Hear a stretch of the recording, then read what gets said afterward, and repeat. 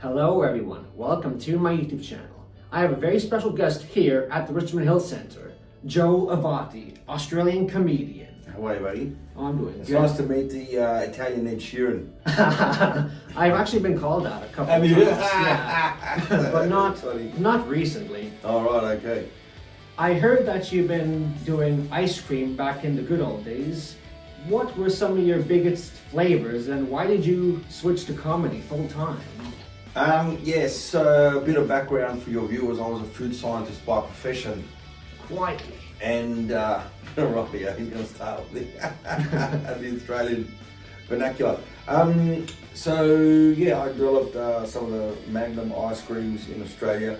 I did a lot of children's products. We did a thing called Grave Robber. We did another one called Shark Attack.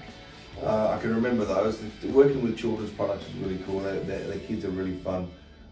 They had some really way out there ideas because the ideas for the kids' products, a lot of them come from the kids. They go out, they sit down with kids, they get the kids to tell them what they want, and they use their imagination, and then, that's how you kind of funnel it down. Wow. And speaking of ice cream, I have to tell you, Joe, when you perform in Cleveland, Ohio, there's this Italian ice cream place called Mount Granita where they serve Italian ice from fresh fruit and artificial flavors. Really? My cousin Christian Cola owns and runs the place. Yeah, right. Shout out to you, Mount Granita, if you're watching. Yeah, right, okay. There you go, I never knew that. And I'm 22. What were you like at 22? Since the show is when I was your age. So look, when I was 22, I was just working, right? So I wasn't like the other kids who would be going out. I didn't go out. I didn't start to go out till I was in my late 20s, I would say. I was working. I was delivering pizzas at night. I was working, making ice cream during the day. And 4 nights a week I was doing comedy. That's all I knew. That's all I knew. That's all I've been, I still do that. All I do is work. That's just, I try and have a break whenever I can. But as a 22-year-old, all I did was focus on what I wanted to get to. And I got it. I'm really hungry now that you mentioned pizza. Who are some of your inspirations? So I now like Bill Burr. I think he's fantastic. A lot of the inspiration wasn't from comedians. A lot of the inspiration was from rock stars, people like Simon Le Bon from Duran Duran, and more so George Michael. So I really wanted to be a pop star. I wanted to be a rock star, and I guess I couldn't do it because I don't have a voice. I don't have the looks or the hair or anything like that. So I then thought, well, how can I do it? And I did it through comedy. And so, look, I liked Bill Cosby. I think Bill Cosby is probably one of the funniest comedians in the country, in the world.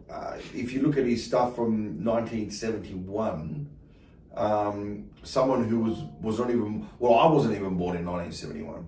But, you could be born 10 years ago, or, you could be born 25 years ago. And you look at his stuff and, as a 25-year-old, you would look at the stuff that he did in 1971 and still laugh today. And that's why I think he's good. I know a lot of people are going to bang on about how, he's had a bad, what he did was bad. Okay, when there's no one's denying that. But you can't take away the fact that he was a great comedian. I respect that. You know what I mean? Yeah, because this is annoying. This is what annoys me about people today. And because I get it. So I've got people who've followed me for 30 years. They don't like an opinion that I give. All of a sudden, I'm not funny. Are you stupid?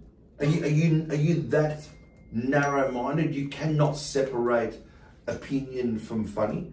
Okay, you might not like my opinion, but how I'm not funny because I have an opinion that differs to you, and that really annoys me. That's just when I. I just can't take someone like that seriously. Those are manja cakes. What?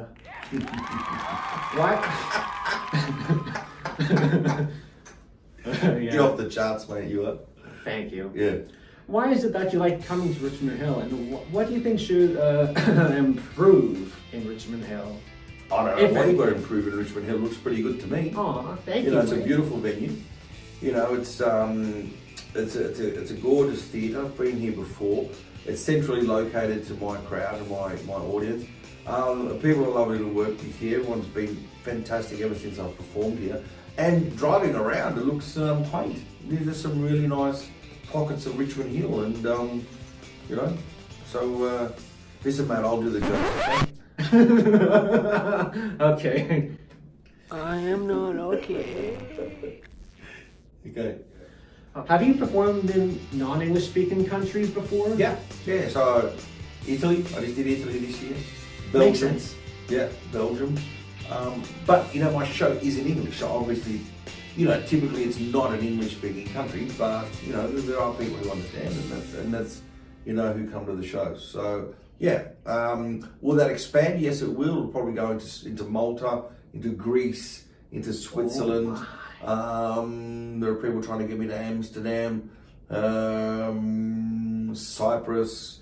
So you know, it will eventually get to other countries as well. Oh, definitely you will. Did you enjoy the show, buddy? Oh, yes. Mm-hmm. I love the Italian jokes. I love that you mentioned kids, and that guy from the show was hilarious because you kept on mentioning him. Yeah. Hi, Nicholas, if you're watching. Yeah, Nicholas. Last night was Nicholas. Thank you. Thanks, Joe. Graham. You're a gentleman, mate. Thanks for reaching out, and I wish you all the success with your videos, and keep doing those jokes, mate. Oh, I will. But Thank he's not in front of a comedian. you. Oh, Joe.